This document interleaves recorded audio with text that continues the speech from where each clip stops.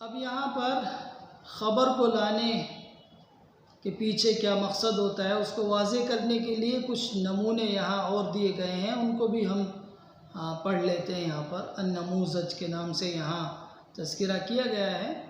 النموذج فی بیان اغراض الاخبار، خبروں کو لانے کے پیچھے جو مقصد ہوتا ہے اس کی وضاحت ہے۔ یہاں پر کچھ مثالیں ہیں اور اس میں دیکھنا ہے کہ کون سی مثال کس کے لیے فائدۃ الخبر ہے، لازم الفائدہ ہے، یا اور دیگر جو مقاصد سیاق کلام سے خبر کو لانے کے پیچھے ہوتے ہیں اس کی مثالیں ہیں، اس کو یہاں سمجھنا ہے۔ کان معاویہ رضی اللہ عنہ حسن السیاسة والتدبیر یحلم فی موضع الحلم ویشتد فی مواضع الشدة۔ حضرت معاویہ رضی اللہ عنہ بہترین سیاستداں اور مدبر تھے، برداشت کی جگہ پر برداشت کرتے تھے اور سختی کی جگہ میں سختی کرتے تھے۔ تو یہ مثال فائدۃ الخبر کی ہے۔ کیوں؟ اس لیے کہ مخاطب کو حضرت معاویہ رضی اللہ عنہ کی زندگی کے بارے میں معلوم نہیں ہے، وہ ان کے اخلاق، ان کے کردار، ان کی سوچ، ان کی فکر کے بارے میں نا آشنا ہے، پہلے سے اس کو اس کا علم نہیں ہے۔ مخاطب کے لیے بات نہیں ہے، اس کے علم میں اضافہ ہو رہا ہے، اس کو فائدۃ الخبر کہتے ہیں۔ لقد ادبت بنیک باللین والرفق لا بالقسوۃ والعقاب۔ یقیناً آپ نے اپنے بیٹوں کو ادب سکھایا ہے نرمی کے ذریعے، شفقت کے ذریعے، نہ کہ سختی اور سزا کے ذریعے۔ یہ مثال لازم الفائدہ کی ہے۔ کیوں کہ یہاں مخاطب کو اس کا پہلے سے علم ہے کہ اس نے اپنے بچوں کی تربیت کس انداز پر کی ہے، لیکن مخاطب کے سامنے جب متکلم یہ کہہ رہا ہے تو وہ اپنی معلومات اس کو دے رہا ہے اور جانکاری دے رہا ہے کہ آپ نے جس انداز سے اپنے بچوں کی تربیت کی ہے اس کی واقفیت مجھے بھی ہے۔ تو یہ لازم الفائدہ کی مثال ہے۔ توفی عمر بن الخطاب رضی اللہ عنہ سنة 23 من الہجرہ۔ حضرت عمر بن خطاب رضی اللہ عنہ کی وفات سن 23 ہجری کو ہوئی۔ مخاطب کو اس سے بھی فائدہ پہنچا، پہلے سے نہیں جانتا ہے، یہ فائدۃ الخبر کی مثال ہے۔ قال ابو فراس الحمدانی ومکارم عدد النجوم ومنزلی مأوى الکرام ومنزل الاضیاف۔ ابو فراس حمدانی نے کہا ہے کہ میرے کارنامے، میرے مناقب و شمائل، مکارم کارنامے عدد النجوم ستاروں کی تعداد کے برابر ہیں۔ میرے کارنامے، میرے مناقب و شمائل ستاروں کی تعداد کے برابر ہیں۔ ومنزلی، اور میرا گھر، مأوى الکرام شریفوں کا ٹھکانہ ہے، ومنزل الاضیاف اور مہمانوں کی جائے پناہ ہے۔ تو شاعر اس کے ذریعے سے اپنی بڑائی دکھانا چاہتا ہے، فخر کر رہا ہے اپنے اوپر کہ ہماری تعداد اتنی ہے، ہمارے کارنامے یہ ہیں، ہم مہمانوں کی ضیافت کرتے ہیں اور شریفوں کے لیے ہمارا گھر ٹھکانہ ہے۔ تو یہ اپنے اوپر فخر کر رہا ہے، فخر کی مثال ہے۔ قال ابو الطیب وما كل هاو للجمیل بفاعل ولا كل فعال له بمتمم۔ ہر وہ شخص جو کسی اچھے کام کے کرنے کا ارادہ رکھتا ہے وہ اس کو کر نہیں پاتا، انجام نہیں دیتا۔ بہت سے لوگ ہیں نیکی کا، بھلائی کا ارادہ کرتے ہیں لیکن یہ ضروری نہیں ہے کہ وہ اس کو کر بھی لیں۔ تو وما كل هاو للجمیل بفاعل، ہر وہ شخص جو نیکی کا ارادہ کرتا ہے اس کو انجام دینے والا نہیں ہوتا۔ ولا كل فعال له بمتمم، اور ہر نیکی کے کام کو کرنے والا اس کو پائے تکمیل تک پہنچانے والا نہیں ہوتا۔ دو طرح کے لوگ ہیں، ایک آدمی نیکی کا ارادہ کیا ہے، اس نے ضروری نہیں اس نیکی کو کر گزرے۔ دوسرا یہ کہ ایک نیکی کے کام کو شروع کیا ہے، اب اس کو پائے تکمیل تک پہنچا دے، یہ بھی ضروری نہیں ہے۔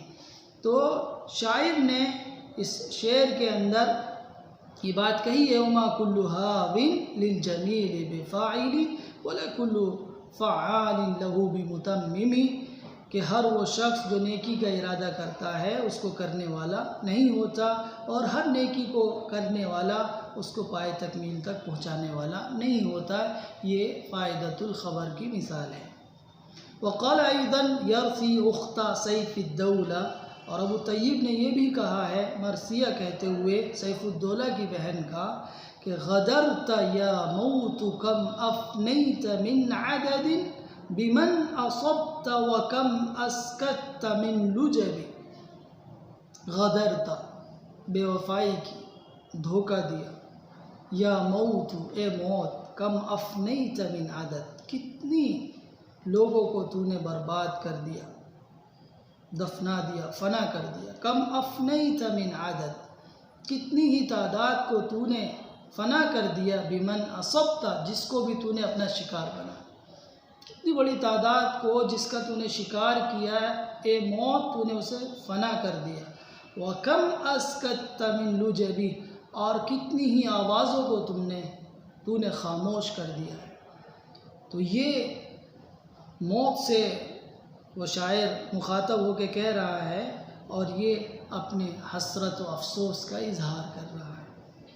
قال ابو العتاہی یرثی ولدہ علیاً بکیت یا علی بدمع عینی فما اغنى البكاء عليك شيئا وكانت في حياتك لي عظات وأنت اليوم أوعظ منك حيا۔ اے علی، میں رویا ہوں تیرے اوپر اپنے آنکھ کے آنسوؤں کو بہا کر، یعنی زار و قطار میں تیرے اوپر رویا ہوں۔ فما اغنى البكاء عليك شيئا، لیکن میرے اس رونے نے تجھ پر کوئی فائدہ نہیں پہنچایا۔ آدمی روتا ہے غم ہلکا ہو جائے، لیکن میں تیرے اوپر رونے کے باوجود بھی اپنے غم کو ہلکا نہیں کر پایا ہوں۔ وَكَانَتْ فِي حَيَاتِكَ لِي عِظَاتٌ، اور تیری زندگی میں میرے لیے بڑی نصیحتیں تھیں۔ وَأَنْتَ الْيَوْمَ أَوْعَظُ مِنْكَ حَيًّا، اور آج تو زندہ سے زیادہ نصیحت کرنے والا ہے، یعنی آج جب تو قبر کے اندر ہے، موت ہو چکی ہے، تو آج تو زندہ سے بھی زیادہ میرے لیے باعث نصیحت بنا ہوا ہے۔ ہر انسان کو اس دنیا کو چھوڑ کر جانا ہے، تو بیٹے کی وفات پر غم اور حسرت کا اظہار کر رہا ہے۔ ان 80 وبلغتها قد احوجت سمعی الى ترجمان، بلا شبہ 80 سال کی عمر، اور اللہ کرے کہ آپ کو بھی یہ عمر نصیب ہو، اس 80 سال کی عمر نے میرے کانوں کو ترجمان کا، ایک ٹرانسلیٹر کا محتاج بنا دیا ہے۔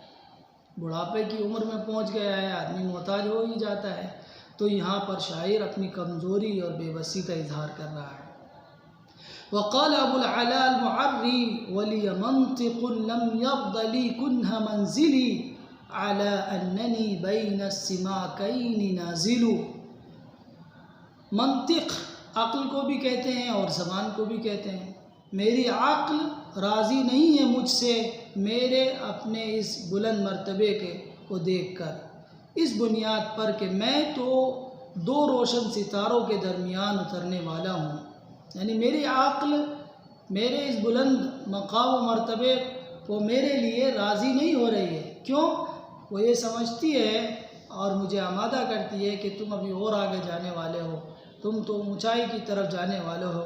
تو یہاں پر شاعر فخر کر رہا ہے۔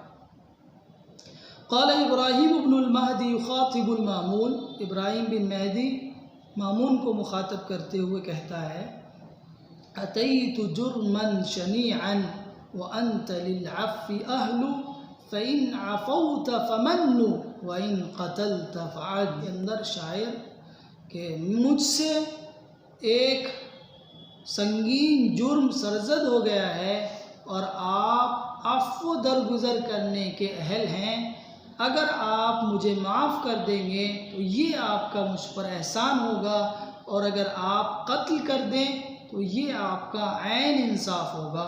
تو شاعر اس کے اندر رحم طلب کر رہا ہے، شفقت و مہربانی کی درخواست کر رہا ہے، یہ الاسترحام کی مثال ہے۔